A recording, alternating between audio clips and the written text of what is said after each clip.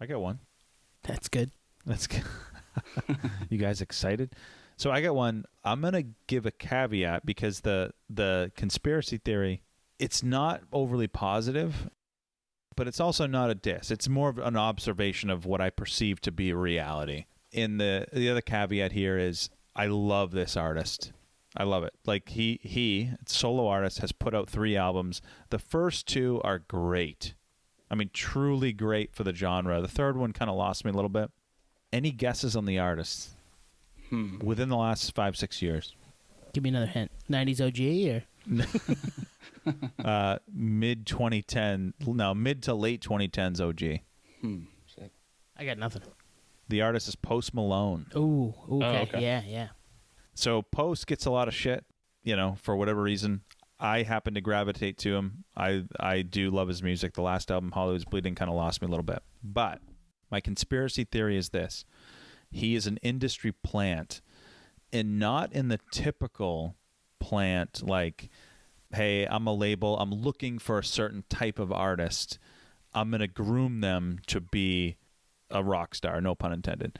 I'm saying he is a industry plant on steroids to the point that I don't even know what label he's on, but think of it like a movie where they had a whole movie written and they casted for a specific actor, like a specific role.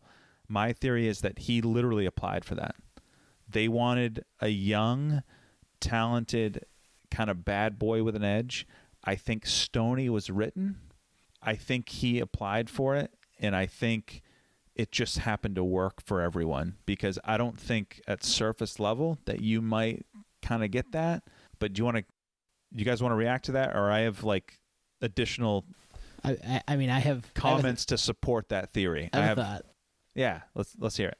And it's just Justin Bieber pitched down, because there's that floating around the internet too, right? They do sound sort of the same. Yep. If you listen to some of Bieb's stuff. So, yeah, that's a good call. I mean, it does fit the narrative. It does fit the kind of mold of what an industry plant would look like. You right down to the genre of music that's as big as it has become.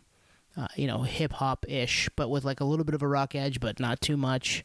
It's not nu metal per se, but it's and with some R&B kind of mixed in. That's kind of what's hot right now, and it has been for the better part of a decade. So, and I'm with you. I love him. I love the music. It must be written for everybody, that type of thing, which also leads to it being industry plantish.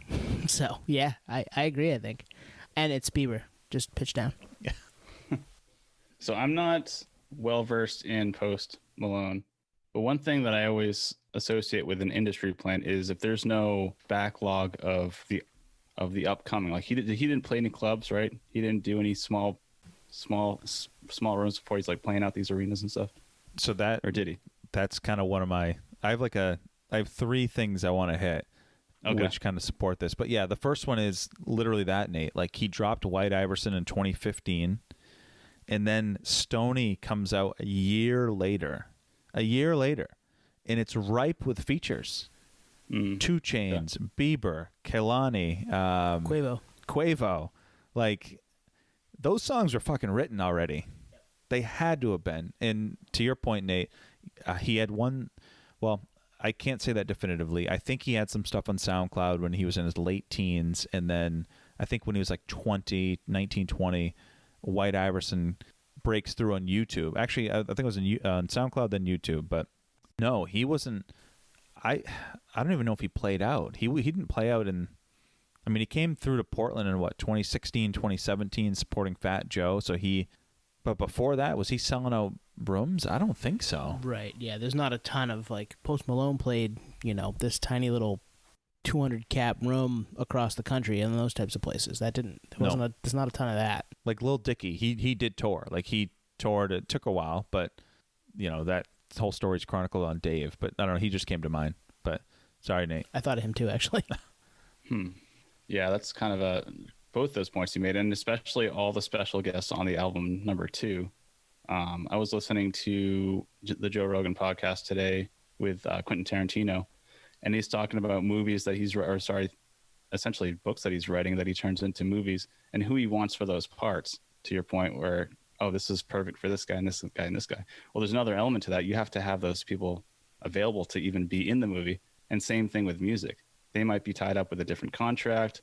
They may not even know who the guy is. It seems like that if everyone's lined up like that, like you have to have a big team, thrown some big money to secure talent to be on that record, because it's pretty complicated. You have multiple artists on an album with different labels. That means it's revenue share. Like gets super complicated. I remember, sorry to kind of go back and forth here, but Velvet Revolver, they had to drop the album on 2 different labels because of some of the guys were from GNR, some were from STP, right? So it's like a bidding war on who gets the first, who gets the second.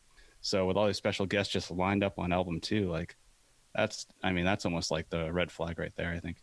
Yeah, and like if you kind of dig into his history, I don't know if he was in the band or he tried out for I think they're like kind of a metalcore adjacent band, Crown the Empire. Like he was a guitar player, and obviously he can sing. Like and this isn't meant to be a diss, because I'll be honest with you, if this is true, he's the perfect character for the role. Like he nails it. And there's not many artists in that world that I would wait till midnight on release night to listen to, and he's one of them.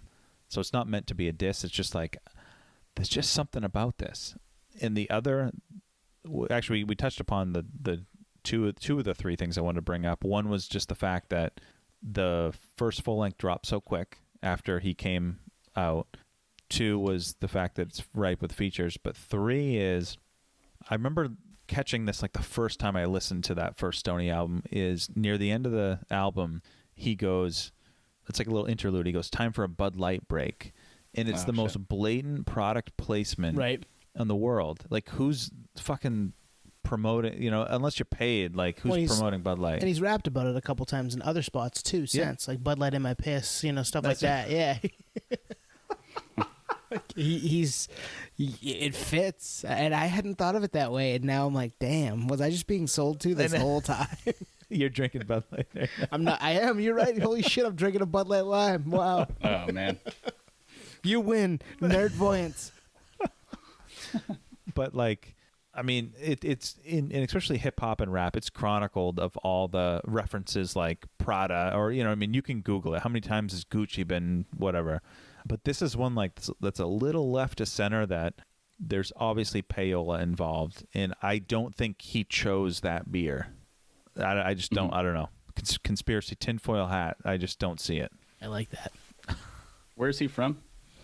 Texas. Oh, that's right. Yeah, he's a big Cowboys fan. He raps with the Cowboys. I mean, and that's another thing. Are they in cahoots with the NFL to sell Cowboys gear? America's team. Holy shit, man! We blew the top off this thing. Well, it's funny you say the Bud Light thing, because that was actually where I was going to go. If you didn't mention it, that's where I know, sad but true. That's where I know Post Malone, kind of in my face all the time, is through Bud Light. The commercials and the advertisement and the product placement is just so consistent. I'm like, man, like Bud Light was like a failing macro beer company in terms of like the younger audience for a very long time. Like people were going craft, or they were going, if any kind of macro, they would go maybe Miller. This is speaking pretty general and subjective, because I don't really like Bud Light, but the movement in terms of young generations picking up beer, well, now it's like not even beer, right? Now it's like seltzer, but it was definitely not Bud Light. So when I saw him sporting Bud Light, I'm like, this guy is definitely getting paid, because their stock's going down. They need someone to pump it up. So I could vouch for that all day, just because it doesn't add up, doesn't make sense. Like maybe something that people are like, something that's actually trending, White Claw being the number one right now, So, but yeah, if it's in the songs too, that's just ridiculous. So are you saying that there's another semi hip hop / R&B artist being made in the lab right now that's gonna love White Claw and rap about White Claw, Nate? Not even White Claw. The next thing after White Claw. That's the way it should be done. It should be something that's new and up and coming. Bud Light's a legacy brand, right? Well, that's the reason it was Bud Light, because they were like as you said, that people were going craft.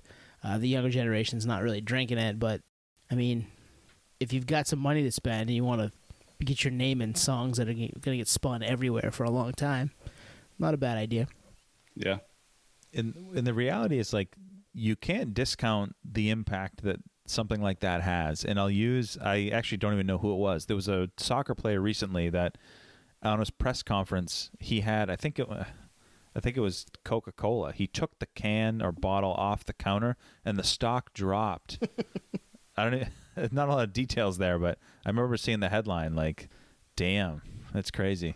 Well, you hear that stuff like that all the time with product placement or with mentions by somebody huge, like even Taylor Swift. Like she just says something and the stock price goes through the roof for a day or half a day, depending on what the product is. That happens all the time with big names, and we're probably being sold to that way more than we think we are. And I know we're all like way more hypersensitive to it today than we were 15 years ago, but that's definitely happening, and more subtly than we can think of at times, I'm sure. And this might be one of those situations where it was through music that I liked. I'm like, shit, man. I heard a Post Malone song at dinner tonight, too, and I ended up buying Bud Light. Like, what the fuck is happening? Oh, man. I'm not in control. So we don't talk a lot about that scene, but I don't know. Real recognizes real, I guess, and I do love Post Malone. I mean, I've seen him live. I saw him when I was in Australia. I went out of my way to see him. Go check episode 8 for that story. Yeah, I think we talked about that. I think we did. Yeah. Yeah. Or was it Eminem? I can't remember. It might have been both. Oh, it was Eminem. Yeah, that's right.